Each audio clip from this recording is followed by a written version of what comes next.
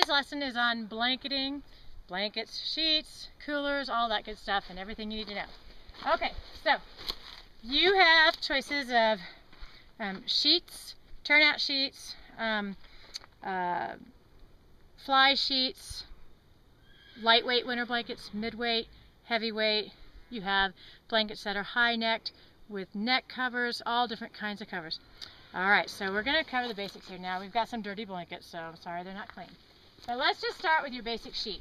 Once you've measured your horse and you ordered your blanket, just so you know, on the inside of your blankets, most blankets will have a tag, and it'll tell you the size of the blanket.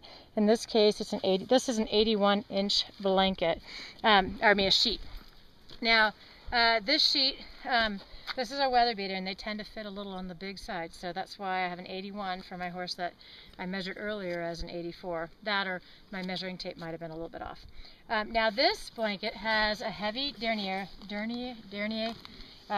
which means it's how thick the stitching is, so how durable and sturdy it is. It might feel like jean type material, but it is waterproof. So we've got waterproof, but it's very sturdy, and this is meant to be a turnout sheet. Now, I'm going to show you how to put a sheet on a horse. Now, when I go up to a horse, and I always keep mine undone, there are blankets and sheets that are already attached or don't have buckles that you can put over their neck. But the basics are the same. You don't want to scare your horse. So when I come up to a horse, especially if they're in their stall or something, and they see all this stuff coming and they're hearing it, that might make them a little scared. So I come up to them first, and I'm just going to pat them, okay? Now I'm not going to heave this thing over them yet. I'm just going to come up here and make sure they're good. And for a horse that's a little nervous, I'm just going to gently start putting it over, okay? Now a horse that's seasoned, yeah, you could heave it over and they won't mind, okay? But for some horses, you don't just go throwing it at them because it's going to scare them. Okay, so I make sure that I have it pulled up in front. And when I attach my buckles, now there's usually Velcro on these blankets, but everybody's different. When I hook it, and I always buckle it, stop. I always buckle it and put it through the keeper. Oh, I know the flies are getting you. And I do it for both every time. And I make sure that it's nice and comfortable. It's not sitting there pulling on them super tight. Now, if it's sitting here pulling on them, you got to remember they have to bend over and graze.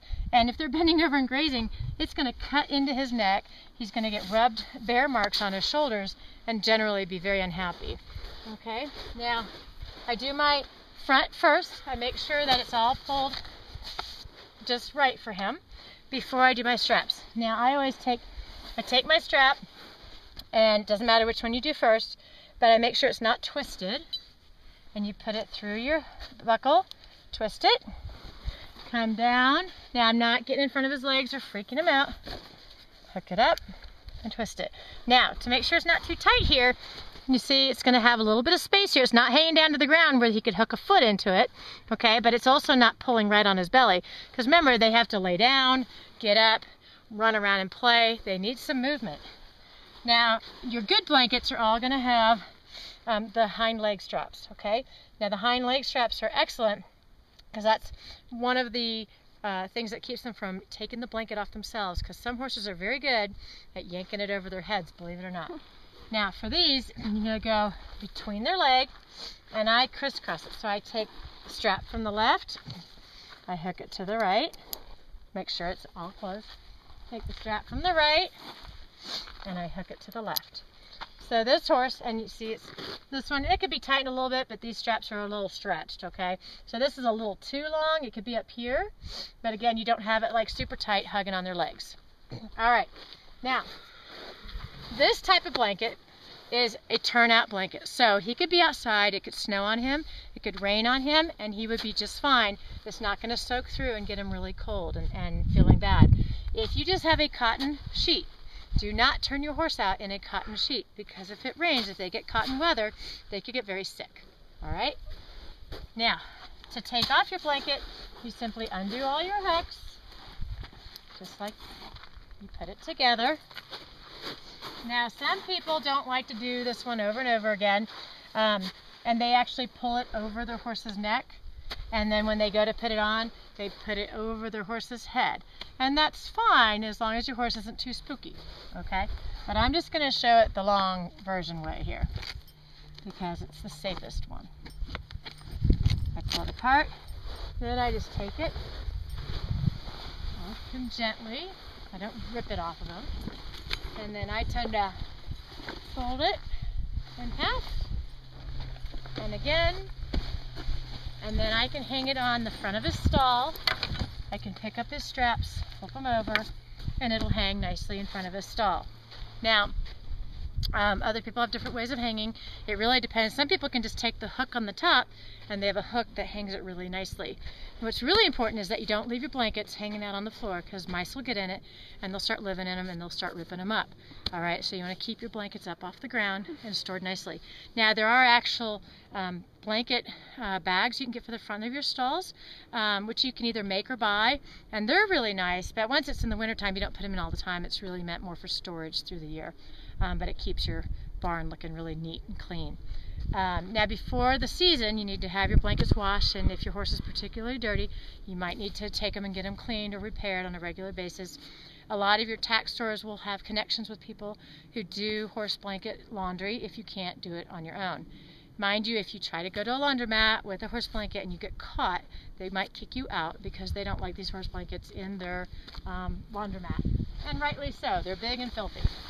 All right, this blanket has what's called a high neck. So this comes up his neck a little ways. And you can get these blankets with a neck attachment. Now, this is a heavy blanket, all right? Now, as far as when you put on which sheets, it depends on your climate and your horse and whether you clip them or not. This one I have to throw a little bit more because it's heavy. I just want to show you what it looks like. But in general, a heavy blanket, horses can stay warm. You know, if they have a winter coat, they really don't need to be blanketed. They really don't. If you clip them, they're absolutely going to have to be blanketed. But if you want to keep your horse blanketed through the winter, I don't recommend putting blankets on if they're not clipped, unless it's about, you know, below 30 degrees really. And then even then you might just want a little mid-weight blanket, but something that's waterproof in case it snows. Now, for a sheet, you want it to be, you know, at most 50 degrees because if they have any kind of coat, they can still get warm, especially if the sun's really, really bright and the wind's not blowing. If it's really breezy, you know, if you're in the 40s and stuff, you'll be okay. But if you don't blanket your horse ever, that's okay too. Important things about blanketing though are if you've just gotten done riding and your horse is wet, you don't want to put a blanket on because they won't be able to dry and they'll get chilled. So you want to make sure your horse has a dry coat before you put a blanket on. Now, if you put a blanket on that's too heavy for the temperature, you run the risk of having your horse colic and get very, very sick because horses do not handle the heat very well when they get overheated from wearing an inappropriate blanket. So you have to be very, very careful not to keep a blanket on a horse when it's too warm. They will get very sick and they could colic and it could be very costly for you. Okay, so please be warned of that. Now let me show you, since we're in the summer, let's show you a fly sheet. Now this is a fly sheet's awesome, especially if your horses have reactions to flies, allergies, if you're in a very bad location with flies and mosquitoes. And there's different kinds. There's your soft cotton kinds. This one is a more heavy-duty nylon, which is going to stand up to turn out a little better. And it has a big belly guard, and that's where those flies really like to get. And we also have a neck guard. And let me put this on, and again, this is dirty, because I haven't done my laundry yet.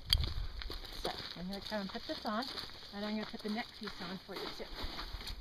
So I've got my fly sheet. Now this fly sheet doesn't have the leggings, but it does have a tail piece that I put under the tail to keep it in place. I hook it in front. Now this one has Velcro that you wrap around and it seals it. Okay. And this one has clips in front, which is nice. You just hook them both on there. And now on the belly, and you can see it's gotten dirty from having fly spray, the belly flap is going to Velcro. So I get it up here to itself. And then it has 3 straps that come up and hook on. That's going to help them protect against those flies that attack their belly. And then we also have a neck piece. Alright, now this is a pretty heavy duty fly sheet. And sometimes this fly sheet can actually be too warm on a really hot day. Now when you put the neck piece on, ideally you push their mane over to one side. Okay, so you don't get them all yucky. Alright, and when you put your neck piece on, this is just Velcro. And you just wrap it around so that it's not too tight. And remember, you always have to keep in mind that your horse has to graze. And then this one, I'm trying to remember, I don't know that this one hooks. Oh yes, here's the Velcro. This one has Velcro pieces up here that hook onto the blanket and Velcro on. And I would do that on both sides. Alright? And, or sometimes I don't even hook that because I want them to be comfortable and it's not going anywhere. Alright, this gives them full fly protection as much as I can without a mask. Now, if this starts rubbing on your horse, you might, like on their tail or on their bottom, and starts causing raw or rough patches in their hair, you might want to go to a softer cotton style fly sheet that's not so harsh when it moves on them. This one's a little bit rough on their hair. Okay, now when you, another thing to keep in mind is if your horse is in a blanket all the time, say you've clipped them and you have to keep them blanketed and sheeted to protect them, they might start getting bald patches, especially on their shoulders here where the blanket's constantly rubbing. And so sometimes people get what's called a bra, or they're also called jammies that you can buy in lots of different fun colors. And what it does is it's like a nylon or a spandex piece that wraps around them, hugs them, so it doesn't move so much, but when the blanket's on, it's rubbing on the nylon rather than your horse's hair, and it protects them. Alright, so the last thing I'm going to show you here is a cooler. So let's say it's cold out, windy, whatever, and your horse has you hooked him really hard, and he's gotten really hot. He's getting wet and steamy. Well, you don't want him to get a chill, so you throw on what's called a cooler. And this cooler, coolers all have a material like it's like a fleece material, and there's different kinds of coolers. And this one's very dirty. But this cooler is going to be a little bit small for him. Now this is a cooler that actually has fits kind of like a sheet. It's got the Velcro. It might even has a strap. So this one you can kind of leave on without too much worry. And what it does is it allows the moisture to come up, and it absorbs the moisture and helps them dry without getting cold. It keeps them warm at the same time. Sometimes you might need to throw two coolers on if they come in from outside and maybe you have an elderly horse that's really, really shivering. If you have a horse that's shivering, throw coolers on them, especially if they're wet, warm them up. And then sometimes I'll even throw coolers on. I might throw a blanket over the coolers just to help give them extra warmth if they're really, really cold. But then I come back out, take the coolers off, they're dry, put the blankets back on, make sure they're not wet blankets. Some coolers are going to come all the way up their neck. They might even have a strap that goes over their ears. And then they might just have straps that wrap here and nothing else. So there's different kinds of coolers. Coolers are also very useful at horse shows, especially when it's cold out, because you can wrap yourself in them. And you can also put them on your horse as you're going to and from the arena, because you can cover your saddle with them.